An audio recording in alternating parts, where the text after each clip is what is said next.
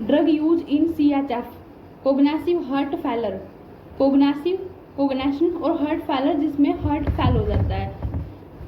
कोग्नेशन होता है डायस्फेनिया और एडिमा, डायस्फेनिया और शॉर्ट ब्रीथ शॉर्ट होना, और एडिमा डायस्फेनिया जिसमें ऑक्सीजन की कमी होती है, और एडिमा, और इसमें अलग अलग टाइप की डिजीज होते हैं। उसी के बेस पे ड्रग की क्लासीफाई की गई है। जैसे कि जब वाटर और सोडियम की रिटेंशन करनी होती है बॉडी के अंदर, परिलोड को रिड्यूस करना होता है, वहां पर यूज करेंगे डायरेटिक्स। जैसे कार्डियोग्लाइकोसाइड, डिजोक्सिन, डिजोटॉक्सिन, ग्वाइफेन। और उसके बाद जब ट्रैचिकार्डिया होता है, हार्ट बीट ज़्यादा इंक्रीज हो जाता है, तब यहाँ पे यूज करेंगे बीटा ब्लॉकर्स।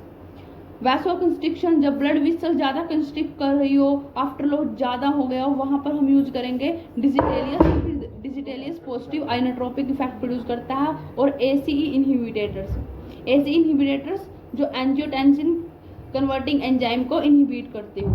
फिब्रोसिस, हाइपरट्रोफी अगर हो रही हो, वहाँ पर यूज करेंगे बीटा ब्लॉकर्स। और जो एल्डोस्टेरोन को ब्लॉक करता हो वो होगा स्पिरुलिनेक्टोन।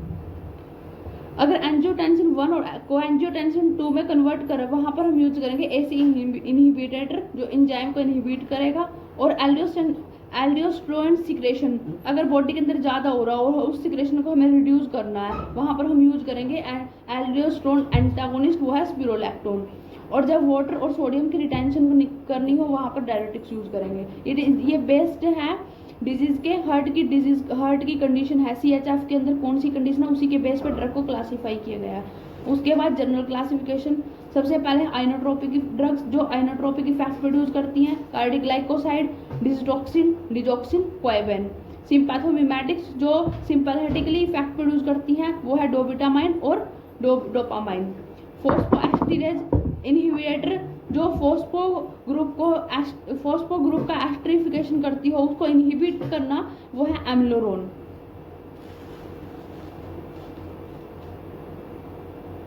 उसके बाद डायरेटिक्स में 2 टाइप के, हाई सेलिंग जिसको लूप बोलेंगे, लूप डायरेटिक्स, और दूसरा है thiazide like diuretics.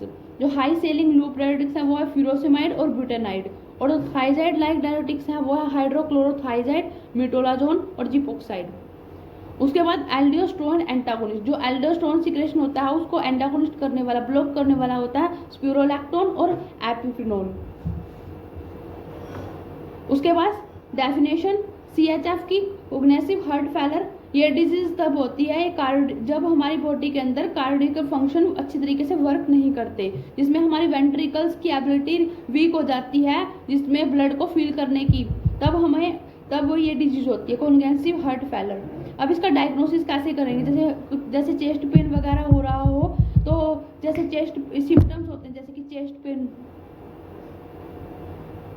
Chest pain होगा, और शॉर्ट ब्रीथ, चेस्ट पेन, और जैसे कि मतलब कुछ सिम्टम्स जैसे दिखाई दे रहे, डायस्फेनिया, एडिमा, और ऐसे सिम्टम्स हो, तो उसको डायग्नोस कैसे करेंगे कि ये CHF डिजीज हो रही है। तो वहाँ पर हम डायग्नोसिस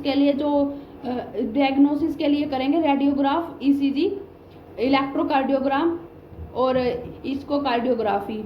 उसके बाद इसका मैकेनिज्म ऑफ एक्शन, मतलब 2 टाइप से होता है, सिस्टोलिक डायफेशन और एक डायस्टोलिक डायफेशन।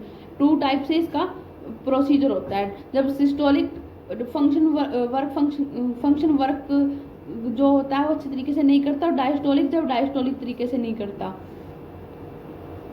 इसकी क्लासिफिकेशन में फर्स्ट है डायरेटिक्स जो ड्रग्स होती हैं वो फ्लूइड रिटेंशन के लिए यूज की जाती हैं, और कॉन्जेनिटिव हार्ट फेलर के सिम्टम्स को कम करने के लिए यूज की जाती हैं।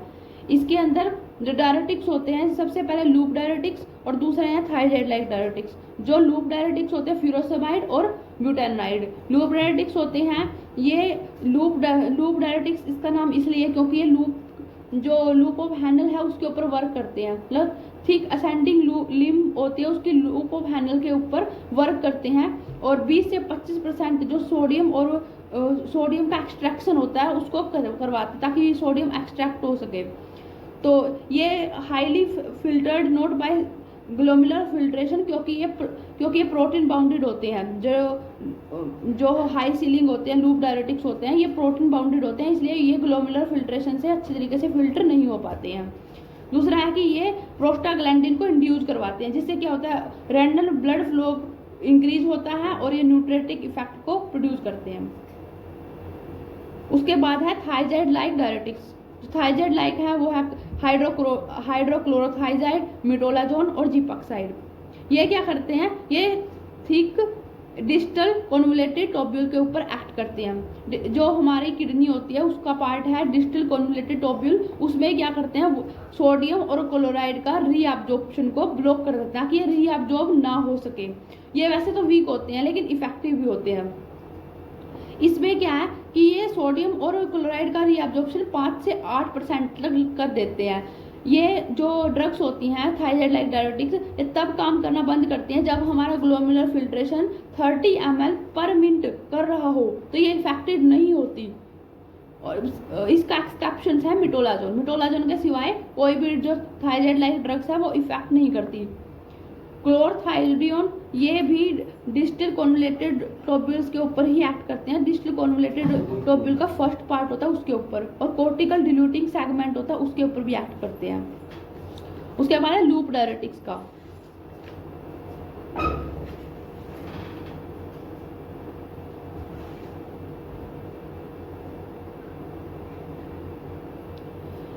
लूप डायरेटिक्स सोडियम और क्लोराइड की रीअब्जॉर्प्शन को ब्लॉक कर देता है। जो रेनल मेडुला के अंदर पास आउट होनी होती है, जो रेनल मेडुला के अंदर जो सोडियम और क्लोराइड पास होना होता है उस सोडियम क्लोराइड की रीअब्जॉर्प्शन को ब्लॉक कर देती है। जिससे क्या होता है, रेनल मेडुला की हाइपरटोनिसिटी होती है वो रिड्यूस हो जाती है, और कोलेक्टिंग डस्ट की कंसंट्रेशन होती है वो भी रिड्यूस हो जाती है। उससे क्या होता है कि लूप डायरेटिक्स जो होता है वो थायराइड लाइक डायरेटिक्स से ज़्यादा पोटेंट होता है। इसके अलावा इसका एक साइड इफेक्ट भी होता है, जैसे कि ये सोडियम क्लोराइड की रीअब्जॉर्प्शन को रोक देता है। तो डस्टिंग कोलेक्ट के अंदर और डिस्टल कोलेक्टिंग टोब्यूल्स के अंदर क्या होता है कि इसकी सोडियम की कंसंट्रेशन ज़्यादा हो जाती है। तो जब ये कंसंट्रेशन ज़्यादा होती है तो सोडियम पोटासियम एक्सचेंज को प्रमोट कर देता है। तो जो पोटासियम होते हैं वो बाहर चले जाते हैं, जिससे कि जब पोटासियम एक्सट्रैक्ट होते हैं तो हाइपोकैलेमिया जैसी कंडीशन भी हो सकती है, मतलब पोटासियम की कमी हो जाती है बॉडी के अंदर। इसका साइड इफेक्ट है। इसके अलावा ये बॉडी के अंदर किडनी के अंदर यूरिक एसिड का एलिमिनेशन रोक देता है, जिससे गोट जैसी डिजीज भी हो जाती है।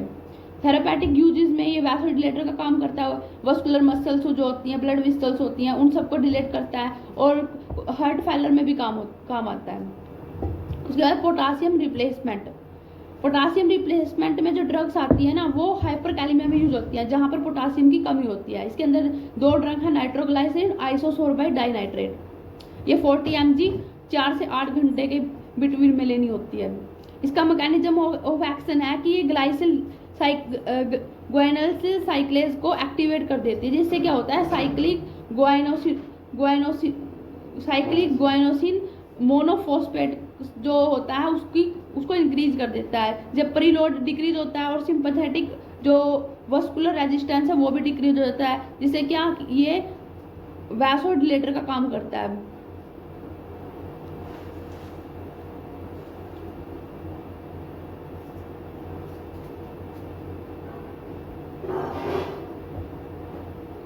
उसके बाद है ड्रग्स।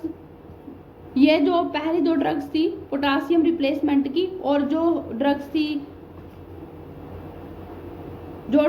डायरेटिक्स की और पोटासियम रिप्लेसमेंट की, ये क्या कर रही थी, प्री लोड को कम कर रही थी। अब जो ड्रग यूज कर रहे हैं एसी इनहिबिटर, ये आफ्टर लोड को कम करेगी। एसी इनहिबिटर क्या होता है कि किडनी में से जो रेनिन रिलीज होता है वो एंजियोटेंसिन 1 के अंदर कन्वर्ट हो जाता है। अब एंजियोटेंसिन 1 को एंजियोटेंसिन 2 में एसीई एंजाइम कन्वर्ट कर देता है, एंजियोटेंसिन कन्वर्टिंग एंजाइम। अब इस एंजाइम को एसी इनहिबिटर ब्लॉक कर देता है, क्योंकि जब ये एंजियोटेंसिन 1 एंजियोटेंसिन 2 में कन्वर्ट होता है तो इसके कुछ इफेक्ट होते हैं, जैसे कि ये ब्लड वेसल्स को कॉन्ट्रैक्ट करता है। जब कॉन्ट्रैक्शन ज़्यादा होगी तो CHF की कंडीशन हो जाती है, या फिर बॉडी के अंदर एल्डियोस्टेरोन सीक्रेशन को इंक्रीज कर देता है। तो इसके इफेक्ट को कम करने के लिए एसी इनहिबिटर ड्रग्स यूज होती हैं। इसके एग्जांपल्स है कैप्टोप्रियल, इनैलोप्रियल और लिसिनोप्रियल। अब इसके इफेक्ट क्या होते हैं, एसी इनहिबिटर ड्रग्स हम यूज कर रहे हैं, उसका फार्माकोलॉजिकल एक्शन क्या होता है। पहला तो जब ये इस एंजाइम को इनहिबिट करेंगे ब्लड वेसल्स कॉन्ट्रैक्ट नहीं करेंगे, डिलेट करना शुरू कर देंगे, वैसोडिलेशन का करती हैं। फिर एल्डोस्टेरोन सिक्रेशन को कम करेंगी, एल्डोस्टेरोन एंटागोनिस्ट की तरह काम करेगी। प्रीलोड और आफ्टर लोड होता है उसको भी रिड्यूस कर देंगी, और साथ में ब्लड वॉल्यूम को कम कर देगी जिससे कि प्रीलोड कम होगा। एंजाइमिक एक्टिविटी को रिड्यूस कर देगी। और जो एनालप्रिल एक प्रो ड्रग है जो लीवर के अंदर जाके एस्ट्रिफिकेशन करती है, मतलब प्रो ड्रग है, इनएक्टिव फॉर्म में बॉडी में लेते हैं और लीवर के अंदर जाके एस्ट्रिफिकेशन करके इनैलोप्रिलेट बन जाती है। इनैलोप्रिलेट जो होती है वो इफेक्ट प्रोड्यूस करती है।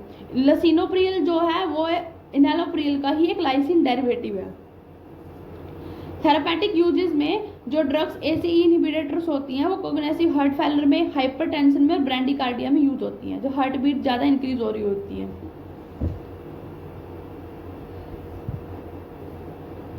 Drugs that increase myocardial contractility. Myocardial जो होती है वो हार्ट की सबसे मिडल लेयर होती है, इसकी कंट्रैक्टिबिलिटी को इंक्रीज करने के लिए हम लेंगे positive inotropic drug digitalis. Digitalis positive inotropic effect produce करती है और ये CHF डिजीज में भी यूज होती है। डिजिटेलियस में क्या होता है कि ये सबसे पहले ये सोडियम पोटासियम ATPase का जो पंप होता है उसमें उसको एक्टिवेट कर देती है। जब ये इसको एक्टिवेट करती है तो क्या होता है कि जो सोडियम की कंसंट्रेशन होती है वो इंक्रीज हो जाती है। सोडियम की कंसंट्रेशन इंक्रीज होती है, जब हाई अमाउंट में सोडियम की कंसंट्रेशन होती है तो क्या होता है कैल्शियम बाहर निकल आते हैं। जब सोडियम की कंसंट्रेशन ज़्यादा हो जाती है तो पोटासियम बाहर चले जाएंगे और सोडियम की कंसंट्रेशन बॉडी के अंदर, सोडियम अंदर आएंगे और पोटासियम बाहर जाएंगे। तो सोडियम पोटासियम ATPase जो पंप होता है उसके एक्टिवेट होने के बाद सोडियम की कंसंट्रेशन ज़्यादा होगी।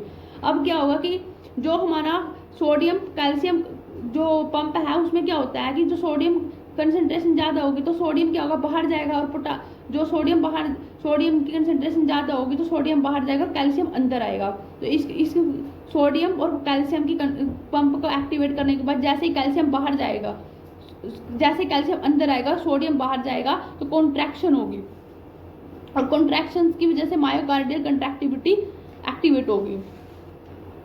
दूसरा मैकेनिज्म ऑफ एक्शन है इसका कि ये कैल्शियम चैनल के थ्रू कैल्शियम आयंस को बॉडी के सेल के अंदर एंट्री करता है। जब कैल्शियम चैनल के थ्रू कैल्शियम आयंस अंदर एंट्री करते हैं तो कॉन्ट्रैक्शंस होती है। इसके अलावा ये रेनल ब्लड फ्लो को इंक्रीज कर देता है, जिससे कि ये एक डायरेटिक्स का एक्टिव रोल भी प्ले करता है और एडिमा में भी काम आता है। जब कैल्शियम चैनल से सारे कैल्शियम्स अंदर आना शुरू हो जाते हैं, इंक्रीज हो जाते हैं सेल के अंदर कैल्शियम की कंसंट्रेशन, तो ये सर्कोप्लाज्मिक रेटिकुलम से सर्कोप्लाज्मिक रेटिकुलम के अंदर जो कैल्शियम स्टोर होता है उसको भी रिलीज कर देता है, जिससे कॉन्ट्रैक्शन ज़्यादा होना शुरू हो जाती है। डायरेटिक्स जो होता है वो कार्डिक कंट्रैक्टिलिटी को इंक्रीज करता है। जैसे कार्डिक कंट्रैक्टिलिटी इंक्रीज होगी, कैल्शियम कंसंट्रेशन इंक्रीज होगी, आइनोट्रोपिक इफेक्ट प्रोड्यूस करेगा और कार्डिक आउटपुट भी इंक्रीज होगा। कार्डिक आउटपुट इंक्रीज होगा तो विनस प्रेशर डिक्रीज हो जाएगा और हार्ट साइज भी डिक्रीज हो जाएगा और ट्रैकिकार्डिया स्लो हो जाएगा। जैसे हार्ट बीट जो ज़्यादा इंक्रीज हो रही है वो स्लो हो जाती हैं। इसके अलावा ये AV node of nodal conduction time, AV node को एक्टिवेट करके ये क्या करेगा, कंडक्शन टाइम को इंक्रीज कर देगा और रिफ्रैक्टिव पीरियड को इंक्रीज करेगा, जिससे वैगल टोन इंक्रीज हो जाएगा, सिंपैथेटिक ड्राइव डिक्रीज हो जाएगी। इसका थेरापेटिक यूज है कि ये मायोकार्डिक इंफ्रैक्शन, हाइपोकैलिमिया, फ्लस्टर और फिब्रिलेशंस में यूज होता है। ये कार्डिक आउटपुट को इम्प्रूव करता है। जब कार्डिक आउटपुट इम्प्रूव होता है तो सिनस रेट पेशेंट के अंदर स्लो हो जाता है। और डायरेटिक्स जो होती हैं वो हार्ट फेलियर में भी यूज होते हैं।